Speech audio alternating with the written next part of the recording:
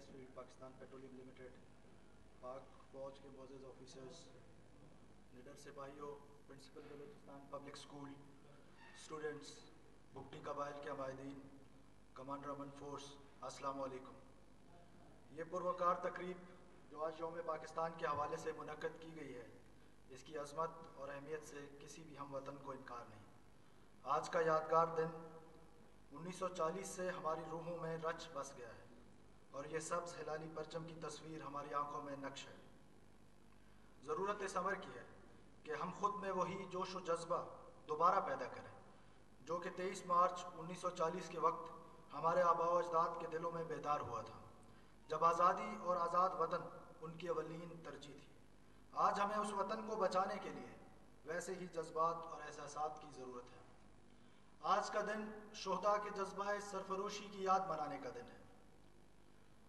آج کے دن میں فخر کر سکتا ہوں کہ وطن عزیز کا دفاع حب الوطنی، غیرت اور دلیری سے سرشار پاک فوج کے آہنی ہاتھوں میں ہے۔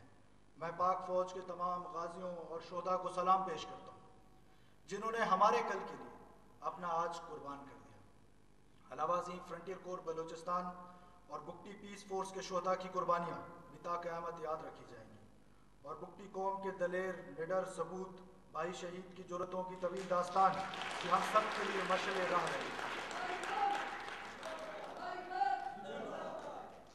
آئیے آج کے دن ظلم کے خلاف جد و جہد کا عہد کریں۔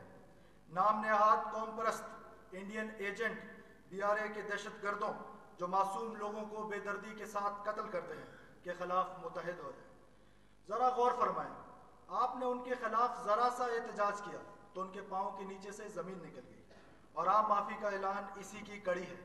مگر حیرت ہے، قتل بھی ہم ہوں، عورتیں اور بچے بھی ہمارے لینڈ مائنز پر چڑھ کر شہید ہو جائیں یا عمر بھر کے لیے معذور ہو جائیں، معافی بھی ہمیں دی جا رہی ہے۔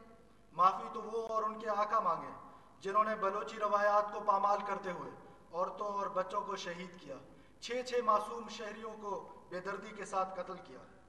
ہم ان کو یہی پیغام دیتے ہیں کہ وہ دن دور نہیں جب سر جلائیں گے روشنی ہوگی، سر جلائیں گے روشنی ہوگی، اس اجالے میں فیصلے ہوں گے، روشنائی بھی خون کی ہوگی، اور وہ فاقہ کش قلم جس میں جتنی چیخوں کی داستانیں ہیں ان کو لکھنے کی آرزو ہوگی۔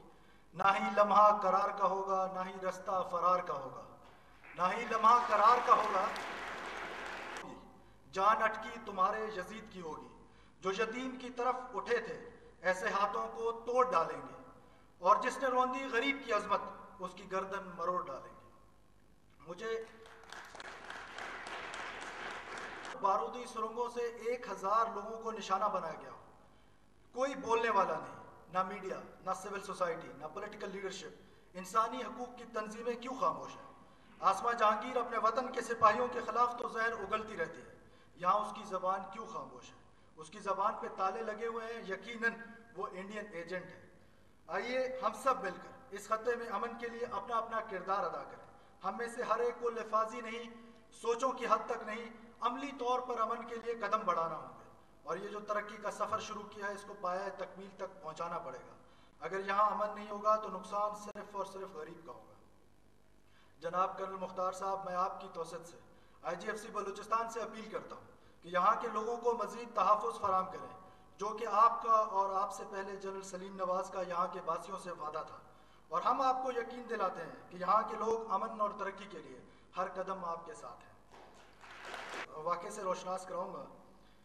بلوچستان کا پاکستان میں الحاق کا جو واقعہ ہوا تھا، جس کے راوی ہیں خان کلات کے پوتے میر عمر داؤد۔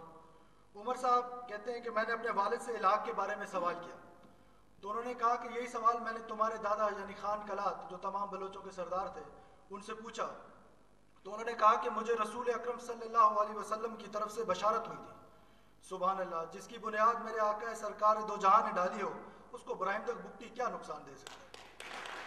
دشمنوں کو بتانا چاہتا ہوں، تم نے ہر عہد میں ہر نسل سے غداری کی، تم نے بازاروں میں عقلوں کی خریداری کی، اینٹ سے اینٹ بجا دی گئی خودداری کی، خوف کو رکھ لیا خدمت پہ کماداری کی، اور آج تم مجھ سے میری جن سے گراں مانگتے ہو، حلف ذہن و وفاداری جاں مانگتے ہو۔